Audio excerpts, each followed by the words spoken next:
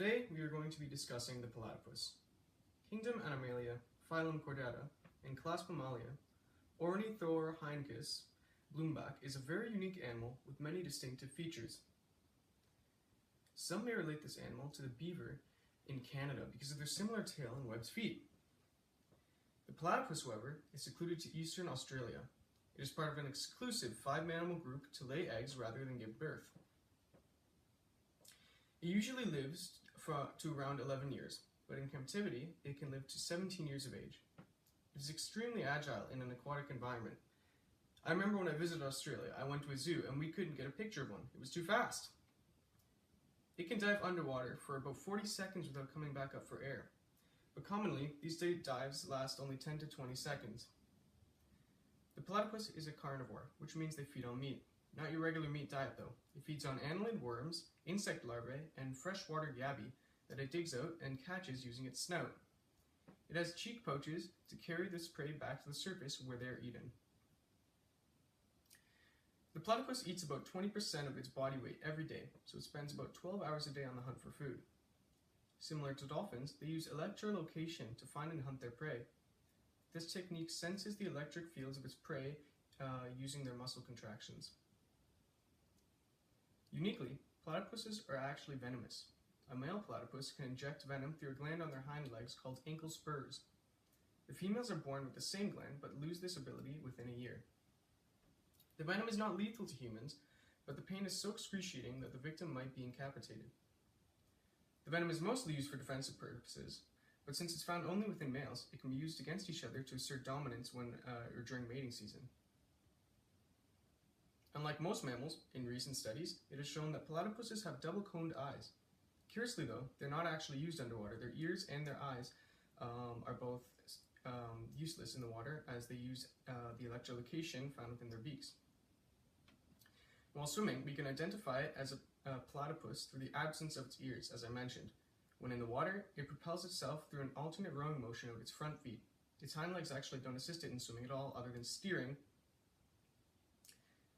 which the tail is used for. When on land, the platypus goes back to its home, a straight short burrow, always near the riverbank and not far from water. They often hide their habitat underneath a large tangle of roots. The average sleep time for platypuses is said to be almost 14 hours a day. Its mating season occurs between June and October, and after mating, the female will construct a more elaborate burrow deeper in the original and lay its eggs. The male takes no part in this process.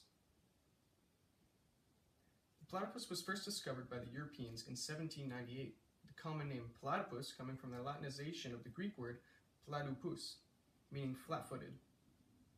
George Shaw, a British scientist, gave it its first classification of the platypus, Anatinus, which is how he initially described it. It was soon discovered, though, that this genus name, the one of platypus that is, was already being used by this guy, the ambrosia beetle. Now, as you can see, this looks nothing like a platypus, but it was given the name before it, so the name for platypus was invalid. The rules of priority are a way of naming species. It states that the first formal scientific name given to a plant or animal taxon is the first name that shall be used. In the case of the platypus, this is Ornithorhynchus. Once a name has been chosen, no other subsequent publication or use of this name shall be valid, and for that reason it had to be renamed. Therefore, in 1800, it was given a new genus name by Johann Blumenbach, and using the rules of priority, was named Ornithorhynchus anticus, meaning bird snout and duck-like in Latin.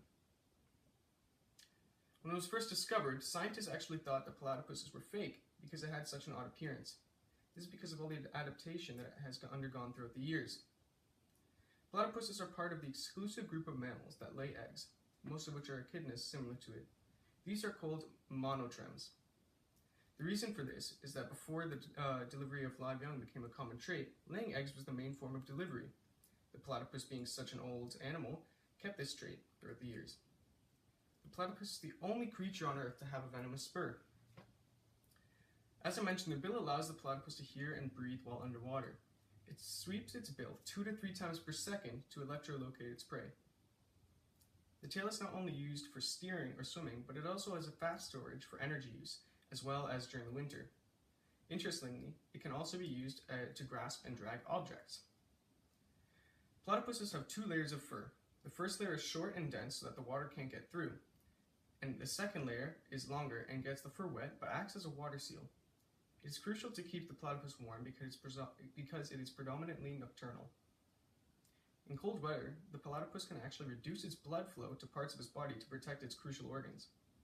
In winter, the platypus's kidney is adapted to disposing of water rapidly as it's in its environment, being an aquatic one, has no shortage of fresh water.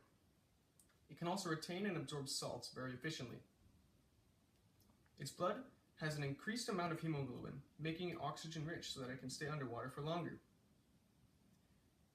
Biography can be extremely useful in proving and finding out the evolution of animals, as it proves inferential evidence to common descent. The oldest discovered fossil of the modern platypus dates back to about 100,000 years ago, during the Quaternary period. The fossilized Steropodon, another ancestor, was discovered in South Wales and is composed of an opalized lower jawbone with 3 molar teeth, whereas the modern platypus is actually toothless.